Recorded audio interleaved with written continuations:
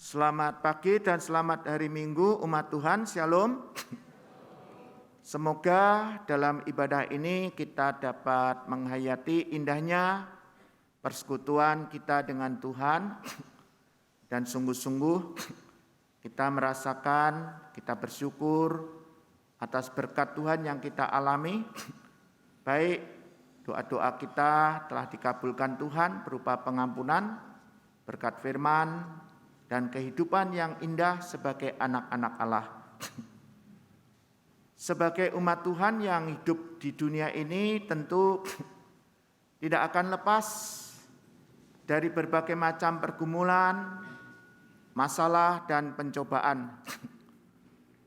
Maka sebagai pengikut Kristus, kita dipanggil untuk meneladani Kristus bagaimana ketika Kristus menghadapi dan menaklukkan pencobaan yang berat dari iblis. Sapaan firman Tuhan pada minggu ini dengan tema melewati padang gurun pencobaan.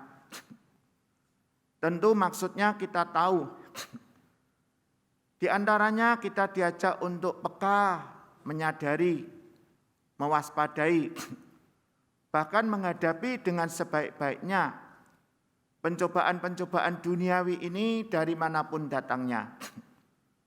Agar kita tidak seperti Adam dan Hawa yang ditaklukkan oleh pencobaan dan mengakibatkan kemalangan dalam hidup manusia. Rusaknya hubungan manusia dengan Tuhan, juga penderitaan dalam jerih payah mereka dalam bekerja, sampai pada akhirnya mengalami kematian. Sebaliknya dengan melakukan apa yang diperbuat oleh Kristus menghadapi pencobaan itu, kita dapat menjadi umat pemenang. Pencobaan itu dapat dihalau dan kita melewati sebagai umat pemenang yang memperoleh kebahagiaan surgawi. Saudara-saudara yang saya kasih di dalam Tuhan Yesus, ketika bacaan Alkitab pada minggu hari ini, baik Kejadian pasal 2 dan pasal 3 ayat 1-7, kemudian kitab atau surat Roma pasal 5 ayat 1-12, dan juga Matius pasal 4 ayat 1-11, memiliki keterkaitan yang sangat erat. Kejadian pasal 3 ayat 1 sampai dengan ayat yang ke-7 menceritakan bagaimana ketika Adam dan Hawa menghadapi pencobaan oleh sang ular.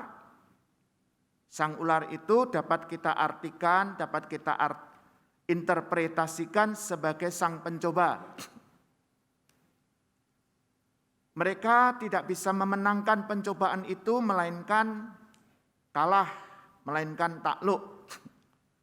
Sehingga mengakibatkan mereka malu, takut, tidak dapat bertanggung jawab kepada Tuhan atas perilaku hidup mereka. Dan berbagai akibat yang lainnya. Sedangkan kitab Injil Matius pasal 4 ayat 1-11 mengisahkan bagaimana ketika Kristus Yesus dicobai oleh iblis, Kristus Yesus tidak mudah goncang hatinya.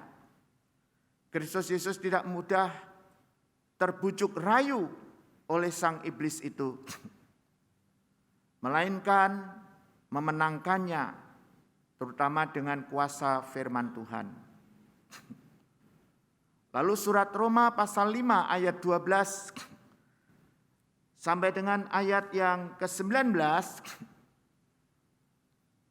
mengkaitkan atau membicarakan perbandingan antara pencobaan yang dialami oleh Adam dan Hawa dengan pencobaan yang dialami oleh Yesus Kristus.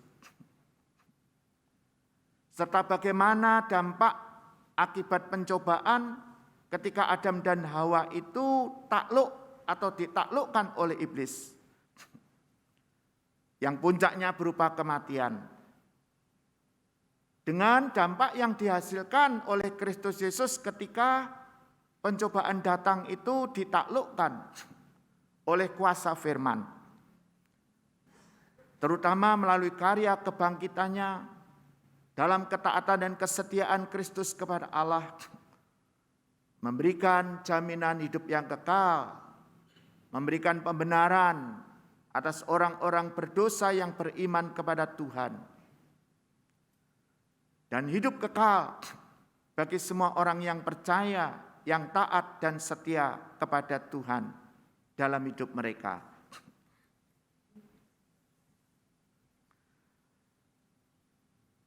Ada beberapa bagian yang menurut saya penting setidaknya untuk kita pahami,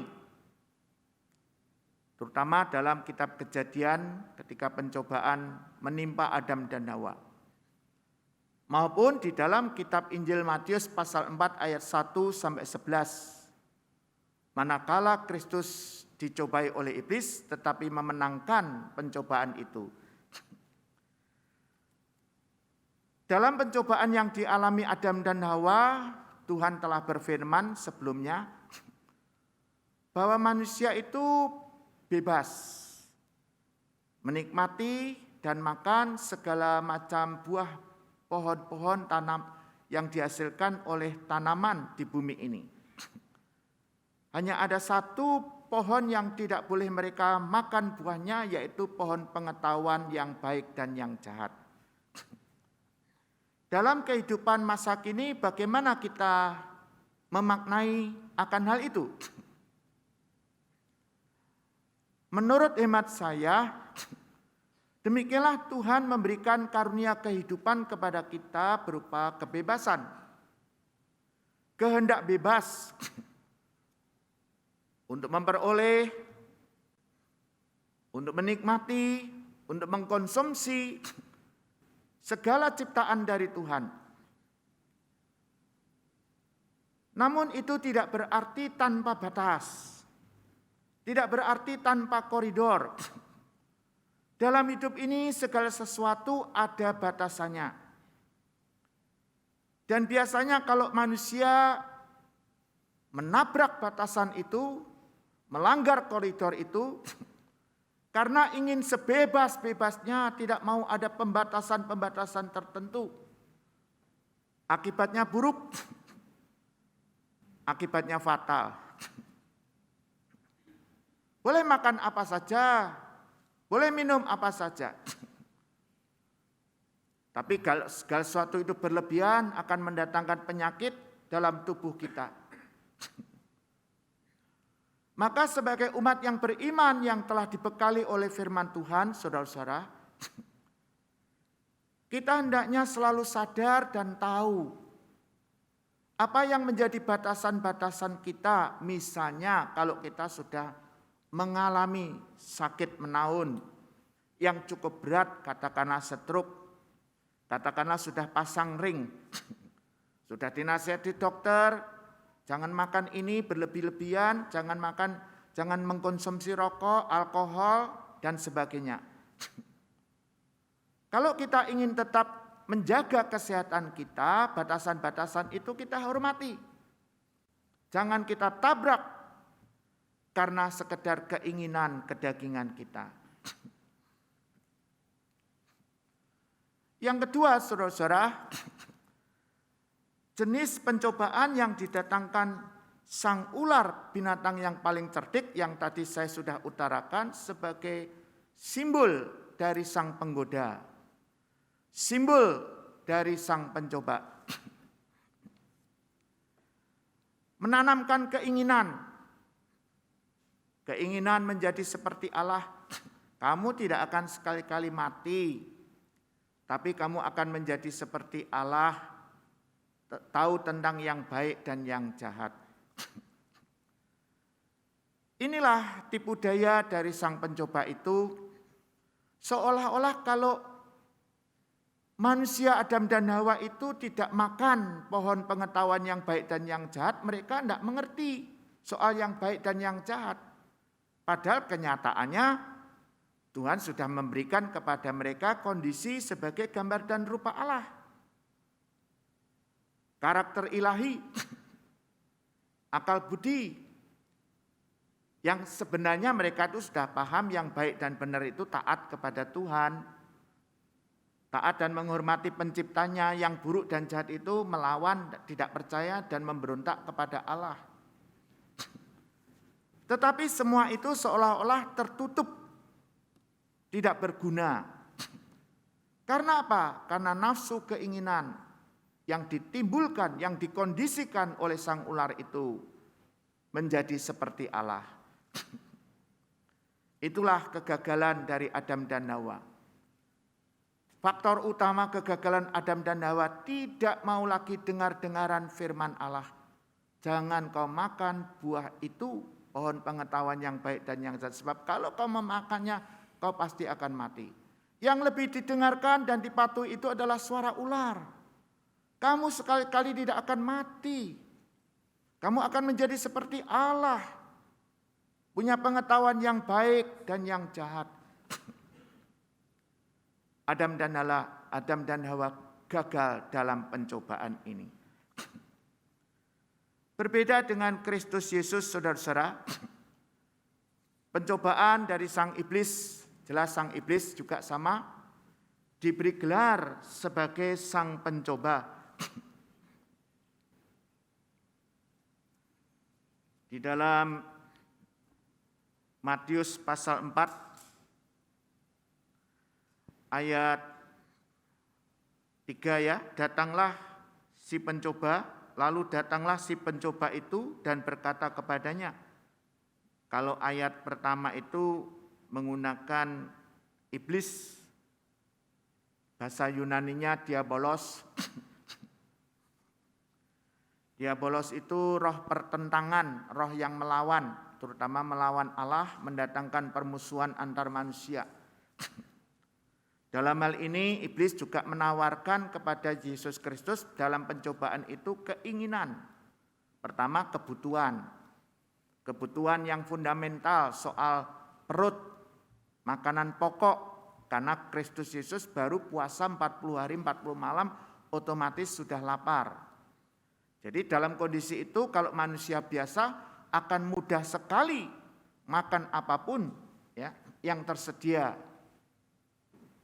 Banyak orang yang karena kelaparan, saudara, akan tega untuk melakukan kejahatan, kriminalitas, pembunuhan dan sebagainya. Lalu pencobaan yang kedua, ini kalau boleh kita singkatnya ya, artikan secara singkat itu adalah keinginan menjadi populer. Kalau menjatuhkan diri dari hubungan bait Allah yang tinggi, tapi tidak terluka, karena malaikat-malaikat Allah itu menatang kaki Kristus dengan batu, dengan kakinya sehingga tidak teranduk batu, namanya hebat, terkenal.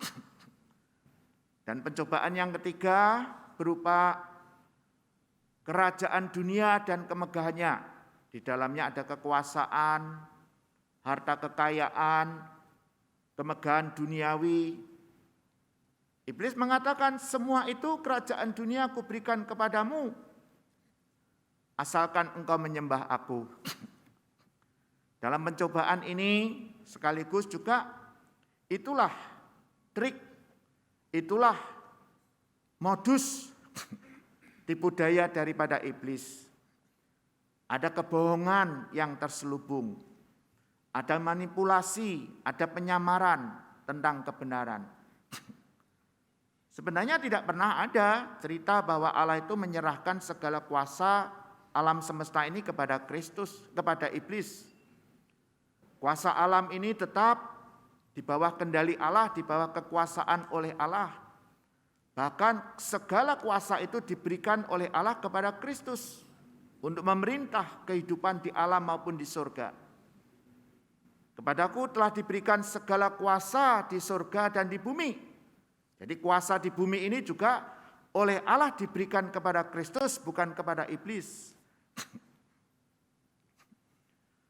Tapi yang namanya iblis ya akan menghalalkan yang namanya kebohongan, tipu daya, kepalsuan. Begitulah saudara. Yang penting di sini adalah bagaimana Kristus menaklukkan tiga pencobaan tadi. Baik kebutuhan akan perut, makanan, keinginan untuk populer, nama terkenal, sanjungan, maupun segala kekayaan dan kekuasaan duniawi. Semua itu dihadapi dan ditaklukkan oleh Kristus dengan kuasa firman. Baik pencobaan pertama, kalau engkau anak Allah, ubahlah batu ini jadi roti. Tuhan mengatakan dengan firman Tuhan, ada tertulis, ada firman yang sudah difirmankan Allah. Manusia tidak hanya hidup dari roti saja, tetapi dari firman Allah.